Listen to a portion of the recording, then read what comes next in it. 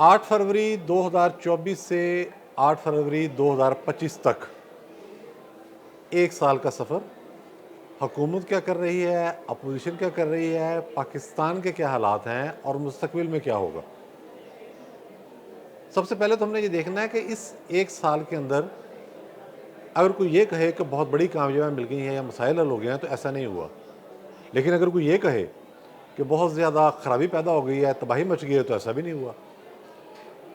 अब देखना यह है कि जो चैलेंजेस इस हुकूमत को दरपेश थे और दरपेश हैं, उनके हवाले से कितनी प्रोग्रेस हुई और आने वाले दिनों में क्या क्या होगा। सबसे पहले तो हम देखते हैं कि इस मुल्क को मुआशी हवाले से बहुत ज़्यादा चैलेंजेस दरपेश थे।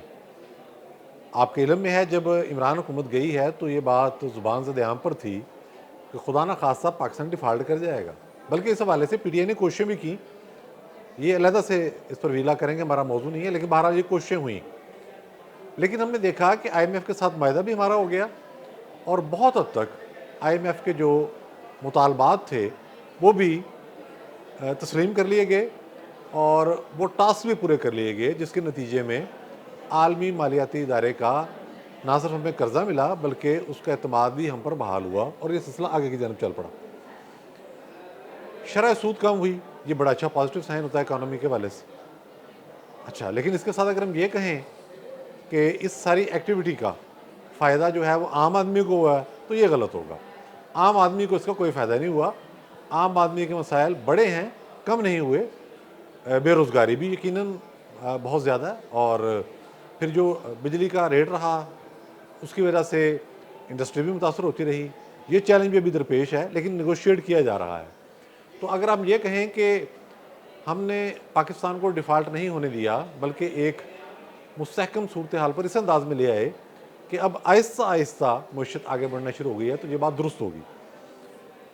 इससे अगला जो चैलेंज हमें दरपेश वो सियासी वाले से था। हमने देखा कि एक ही पार्टी पूरे मुल्क में जिसका नाम लिया जा रहा था, आज ज़ाहिर है प्रोटेस्ट करने की कोशिश की उन्होंने, PTI ने नहीं कर सके प्रॉपर तरीके से। दूसरी पार्टियां इतनी एक्टिव नहीं रही थी, ख़ुसूसन मुस्लिम लीग नून। लेकिन अब हमने देखा है कि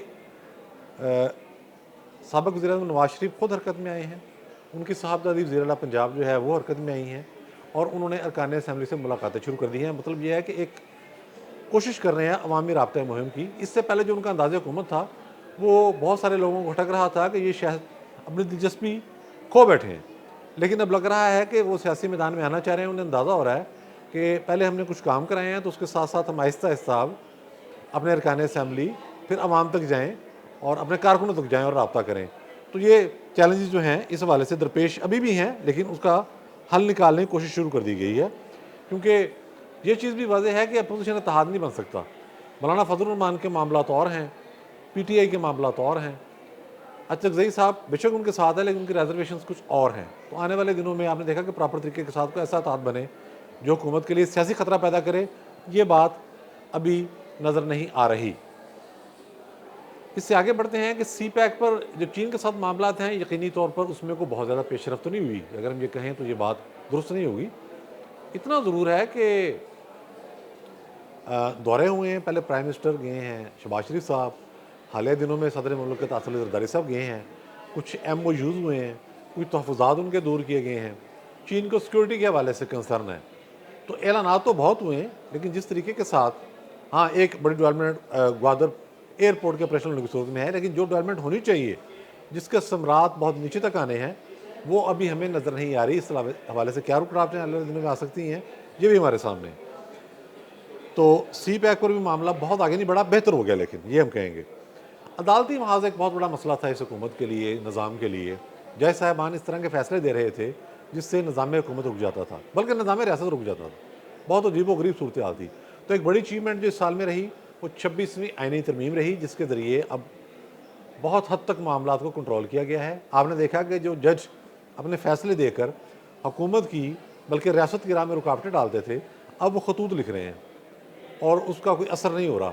और वकला बरादरी भी जिस तरह से पहले उनके साथ थी, अब साथ नहीं है। बहुत सारी जो बड़ी तंजीमें हैं, Pakistan bar council, supreme court bar association, वो हुकूमत के मौक़िफ़ की तायीद कर रहे हैं। तो इस हवाले से हम देख रहे हैं कि अब वो रुकावटें उस तरह से नहीं रहीं कि हाई कोर्ट के किसी एक जज या सुप्रीम कोर्ट के किसी एक जज या बेंच के कहने पर جو ایک مخصوص مائنڈ سیٹ رکھتے تھے کہ سارا نظام رک جائے. تو اس حوالے سے بھی پیش رفت ہوئی ہے.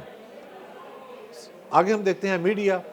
میڈیا کا معاملہ پوری طرح سے کنٹرول نہیں ہوا, اگر اسے کوئی کہے تو بات درست نہیں ہے. اس انداز میں نہیں ہوا کہ شاید جو باہر بیٹھے لوگ ہیں وہ سوشل میڈیا کے ذریعے خرابی پیدا کر رہے ہیں, اور میڈیا کے اندر بھی جو لوگ موجود ہیں یہ وہی ہیں جو پروجیکٹ عمران کے لیے استعمال ہو رہے تھے.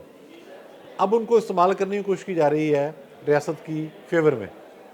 کسی حد تک تو ہو رہے ہیں, لیکن ان کی جو ایکٹیویٹیز ہیں اوور آل, جب وہ اپنی جس مقصد کے ان کو تیار کیا گیا تھا کہ پی ٹی آئی کو اور بانی پی ٹی آئی کو پروموٹ کرنا ہے, اس پر وہ لگے ہوئے ہیں. اس کا نتیجہ بالواسطہ طور پہ حکومت یعنی کہ سول حکومت کی کمزوری کی صورت میں نکلتا ہے, اس پر ضرب آتی ہے اس حوالے سے. ایک شعبہ جس میں سب سے زیادہ مشکلات کا سامنا ہے اس حکومت کو, اس ریاست کو, اس نظام کو, وہ ہے سیکیورٹی کی صورتحال. اس ایک سال کے عرصے میں ہم نے دیکھا ہے کہ کے پی کے اور بلوچستان میں دہشت گردی غیر معمولی طور پر بڑھ گئی ہے. بلوچستان میں جتھے آتے ہیں اور پوری ایک رات کے لیے کسی علاقے کو یرغمال بناتے ہیں. ایک دفعہ تو پورے صوبے کی سڑکوں کو انہوں نے بند کر دیا تھا, اور گو کے آپریشن جاری ہیں, لیکن یہ صورتحال آئے روز الارمنگ ہوتی جا رہی ہے. اور وہاں جو مظاہرے ہو رہے ہیں اس میں بھی لوگوں کی تعداد بڑھتی جا رہی ہے. تو یہ صورتحال سیکورٹی والے تشویشناک ہے. بالکل کے پی کے میں بھی یہی صورتحال. آپ دیکھیں کہ آج بھی بنوں میں حملہ ہوا ہے سیکورٹی اداروں پر, اس سے پہلے بھی حملے ہو رہے ہیں, اور یہ صورتحال بہت ہی الارمنگ ہے. جیسے آپ دیکھیں کہ پارا چنار کی سڑک آج 129واں روز ہے, غالباً 130واں, کہ وہ سڑک کھولنے میں ناکامی کا سامنا کرنا پڑ رہا ہے. ٹھیک ہے آگے جا کے کھل جائے گی, لیکن جس طرح, اور اس سے یہ بھی لگ رہا ہے کہ افغانستان میں اگر طالبان کی حکومت قائم رہی اور ہمارے تعلقات بہتر نہ ہوئے تو آنے والے دنوں میں یہ مسئلہ اور گمبھیر ہو سکتا ہے. بلوچستان میں تو بھارت بھی ملوث ہے پوری طریقے کے ساتھ. کے پی کے میں ہم کہہ سکتے ہیں افغانستان اور بھارت دونوں ملوث ہیں, اور یہ صورتحال بہرحال سب سے بڑا چیلنج سیکیورٹی کا اس وقت. اب ہم سوچتے ہیں کہ یہ خطرہ کیا ہے حکومت کو. جی خطرہ تو ظاہر ہے, آپ کہتے ہیں پاکستان میں تو کچھ پتہ نہیں کب کیا ہو جائے. خطرہ ایک ہے کہ ٹرمپ انتظامیہ کو غیر متوقع سٹیپ نہ لے لے. جس طرح سے وہ پوری دنیا کے بارے میں عجیب و غریب باتیں کر رہے ہیں, پسپائی بھی ہو رہی ہے ان کو, لیکن باتیں بڑی عجیب و غریب ہیں, ڈیسیژن بڑے عجیب و غریب ہیں. تو اگر وہ بانی پی ٹی آئی کے حوالے سے کوئی مطالبہ کر دیتے ہیں تو اس حوالے سے اسٹیٹ اس کو ہماری کیسے فیس کرے گی. آلدو جو بائیڈن صاحب کے دور میں امریکی کانگریس نے قرارداد منظور کی تھی اس کی بڑی اہمیت تھی, لیکن اسے کسی نے بھی سیریسلی نہیں لیا تھا. پاکستان کے اندر ایک دھماکہ تو ہوا, لیکن اسٹیٹ نے اس کو اسٹریٹ وے ریجیکٹ کر دیا. لیکن ٹرمپ جو ہے وہ دباؤ ڈالنے کی کوشش کرتے ہیں. تو کیا وہ اس طرف جائیں گے؟ یہ بھی ایک مشکل بات ہے, کیونکہ وہ کاروباری شخصیت ہیں, انہیں پوری دنیا میں بشمول پاکستان اپنے کاروبار میں کے اندر انٹرسٹ ہے. دوسری صورت کیا ہو سکتی ہے حکومت جانے کی؟ دوسری صورت یہ ہو سکتی ہے کہ بانی پی ٹی آئی اپنا رویہ بدلے, 9 مئی پر معافی مانگ لیں, اور اسٹیبلشمنٹ کے ساتھ ان کی اس درجے کی صلح ہو جائے جس کے نتیجے میں وہ دوبارہ ان کے سر پہ ہاتھ رکھ دے, ان کو حکومت میں لے آئے. یہ بات بھی مشکل نظر آتی ہے. اس کی وجہ یہ ہے کہ اسٹیبلشمنٹ یہ بات اچھی طرح سے آزما چکی ہے کہ بانی پی ٹی آئی کو جب بھی حکومت میں لایا گیا انہوں نے اندرون ملک ہی نہیں بیرون ملک بھی رکاوٹیں پیدا کیں ریاست پاکستان کے لیے. ان کا رویہ ایسا ہے, ان کا ٹیمپرامنٹ ہی نہیں ہے حکومت چلانے والا. تو اور جس طرح سے شہباز شریف صاحب لگے ہوئے ہیں پرفارم کرنے, اور اس سے بھی یہ اندازہ ہو رہا ہے کہ یہ معاملہ بھی مشکل ہے. تو آنے والے دنوں میں حکومت کو کتنا خطرہ ہوگا کتنا خطرہ نہیں ہوگا اس کا ہم نے آپ کو ایک بریف تجزیہ دے دیا ہے.